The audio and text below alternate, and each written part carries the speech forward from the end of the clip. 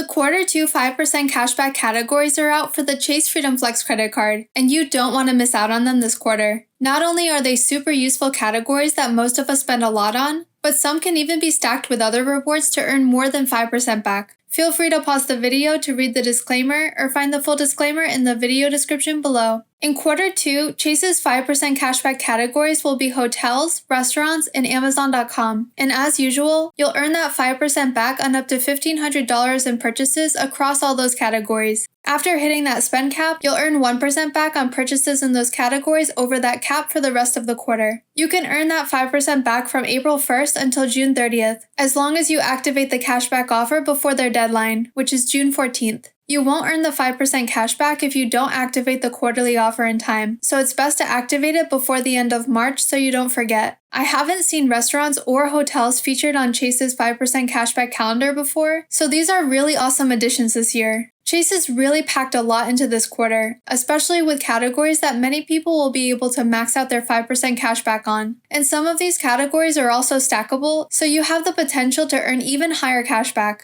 With hotels, you can actually earn up to 9% cashback if you book through Chase Travel, and with restaurants, you can earn up to 7% cashback.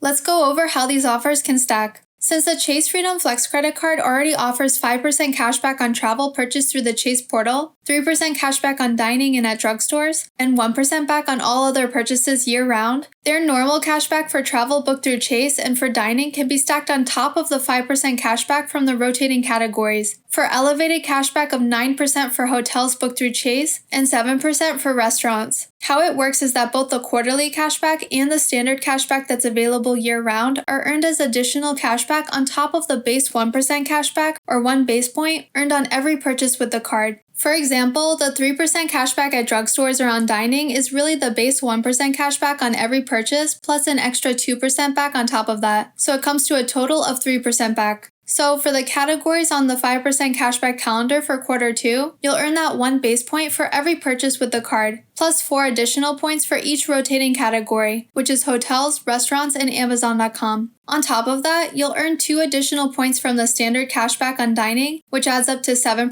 cashback at restaurants, and an extra 4 points for travel that's booked through Chase's travel portal, which is again their standard year-round cashback rate, bringing the total to 9% cashback on any hotels booked through Chase. Keep in mind, if you don't book your hotel through Chase, and instead book it through the hotel's website directly, you'll just earn 5% back, which is from the Q2 offer. And of course, any other travel purchases booked through Chase besides hotels, like airline tickets or rental cars, will only earn the basic 5% back, which is offered year-round. Now let's take a look at what's specifically included and not included in each of these quarterly categories. First off, the hotel category includes hotels and motels and a lot of smaller establishments like bed and breakfasts and inns. It's important to note that this category does not include hotel accommodations that aren't booked directly with the hotel, like those purchased through travel agencies, discount travel sites, vacation clubs, tour operators, or as part of a package from merchants like cruise lines and railways. Hotels booked through Chase Travel will still qualify for the hotel category though.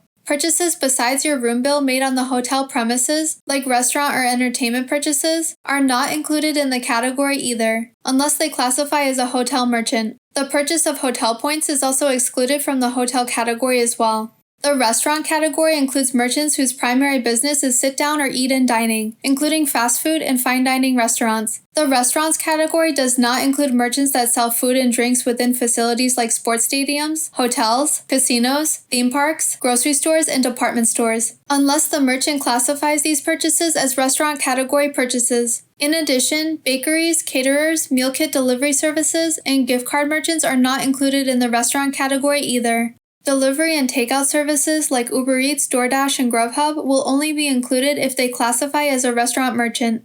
Finally, the Amazon.com category will include purchases that are made at Amazon.com, including digital downloads, Amazon.com gift cards, Amazon Fresh orders, subscriptions to Amazon Prime, as well as any items that are sold by third-party merchants through the Amazon.com marketplace. The category also includes Whole Foods Market and Whole Foods Market 365 physical stores, as well as the WholeFoodsMarket.com website, since Amazon owns Whole Foods. This category does not include purchases from merchants using Amazon Pay or purchases made at international Amazon retail sites like Amazon.ca, for example, or any other website operated by Amazon. It also doesn't include purchases made at international Whole Foods Market sites, the purchase of Whole Foods Market or Whole Foods Market 365 products or services through third-party sites like Instacart, the online purchase of Whole Foods Market or Whole Foods Market 365 gift cards, including through buyatab.com, event tickets or classes, purchases from some third-party vendors at Whole Foods Market sites, the purchase of massage services at any Whole Foods Market site, or purchases from Spot at Inc., in each case at the sole discretion of Amazon.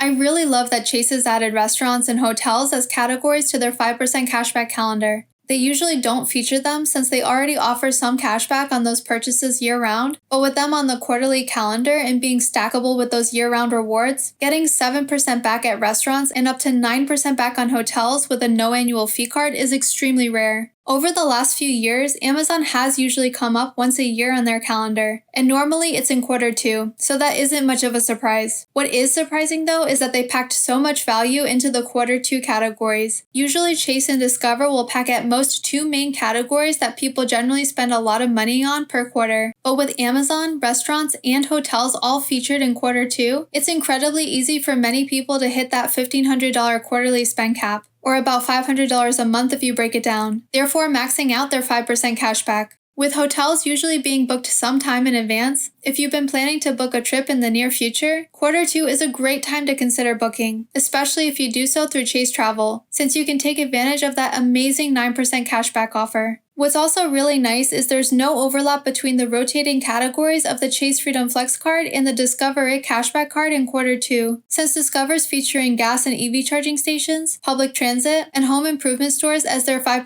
cashback categories. That gives anyone with both of these rotating category cards the ability to earn 5% cashback on a ton of categories in Q2. Plus, if you have the Citi Custom Cash Card, you can also pick a different category to earn 5% cashback on, for up to $500 spent per billing cycle, or basically per month. For me, I'll be using my Citi Custom Cash Card for 5% back at grocery stores in Q2, along with my Discover It card at gas stations, and my Chase card for Amazon, restaurants, and hotels. Also, if you have the original Chase Freedom card in addition to the Chase Freedom Flex card, like I do, and you have to make some bigger purchases in these categories in Q2, you can use the Chase Freedom card strictly for Amazon, since the most you'll earn is 5% back with a spend cap of $1,500. Then you can use your Chase Freedom Flex card for hotels and restaurants with a separate spend cap of $1,500, since the Freedom card doesn't have the 3% back on dining and 5% back on travel booked through Chase like the Freedom Flex does, and that way you can basically double your overall spend cap across the cards.